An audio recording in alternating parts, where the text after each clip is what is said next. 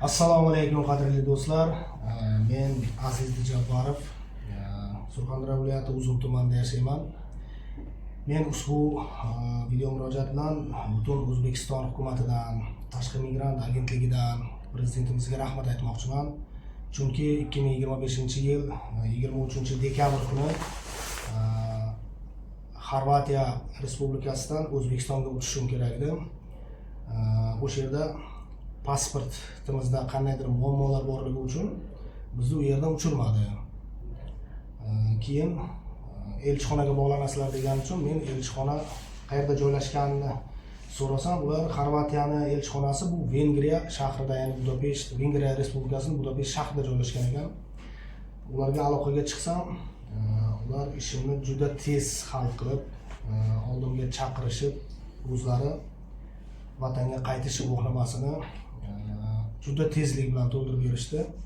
Undan keyin qaytishga biletim yo'qligini aytsam, o'zlari Tashqi migrant agentligiga telefon qilib bog'lanib, menga o'zimni vatanimga qaytishimga bepul o'zlarining hisobidan aviachipta, ya'ni samolyotga bilet olib berishdi.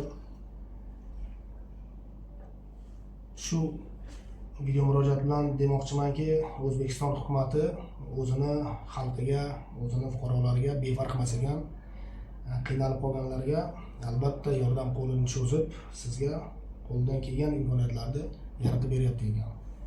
Kimda-kim agar Yevropa davlatlarida bo'lsa, men u boshqa davlatlarda aytayotganim yo'q, Yevropa davlatlarida qiynalib qolgan bo'lsa, o'ziga yaqin elchixonaga murojaat qilsa, ular albatta sizga o'zlari bog'lanib ham qo'ldan kelgan yordamni qilar ekan. Mana men o'zim shularning yordami bilan O'zbekiston hududiga yetib keldim, o'zimizning vatanimizga yetib keldim. Bir so'm pul sarflamadim. Bilet hammasini o'zlari qilib berishdi. Faqat o'zingizgami yoki oilangizga ham olib berishdimi?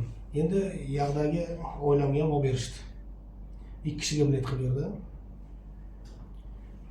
Bog'lansa hammasini qilib berar ekan. Shuni bildimki, befarq emas ekanda. Summasi qancha bo'ldi biletni? Bitta bilet 750 yevrodan 1,5 ming yevroga berishdi. Bu agar dollarga chaqsak 1800-1900 dollar bo'ladi. Bu Vengriyadagi elchixonaga qanday bog'landingiz?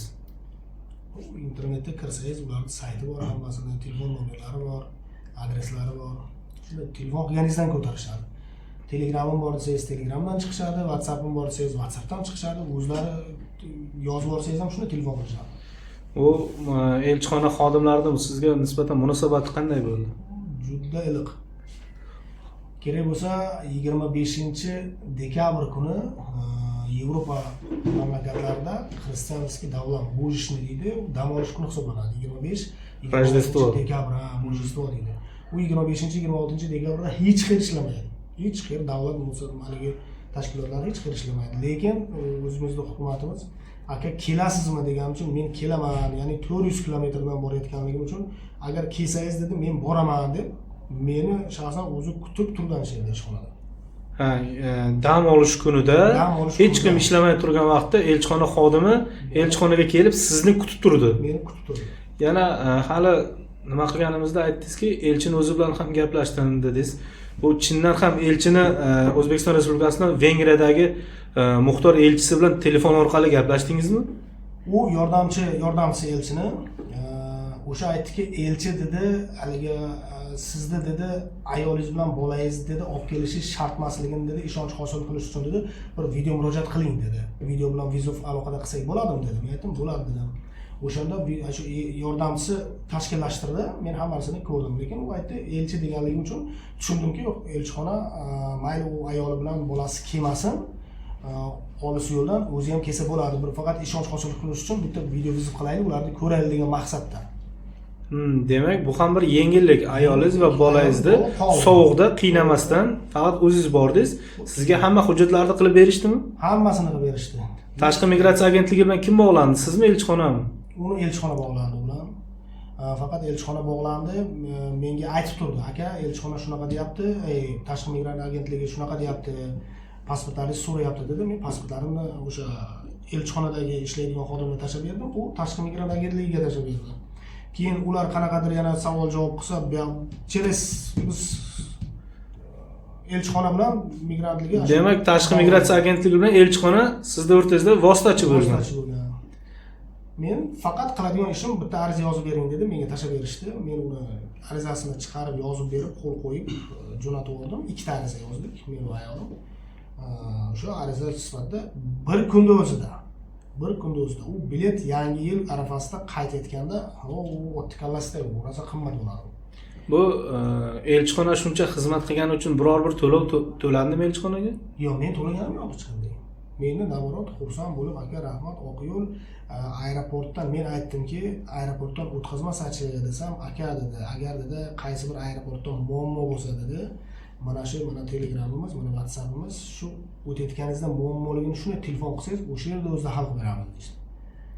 Bu dedi dokument qonuniy hamma narsa dedi, siz bu 100% sizniki dedi, qo'rqmang dedi. Muammo bo'lsa dedi, telefon qiling dedi. Hech qanday muammo bo'lgani yo'q. Inson o'tib kelib, O'zbekistonga kelib qoldi.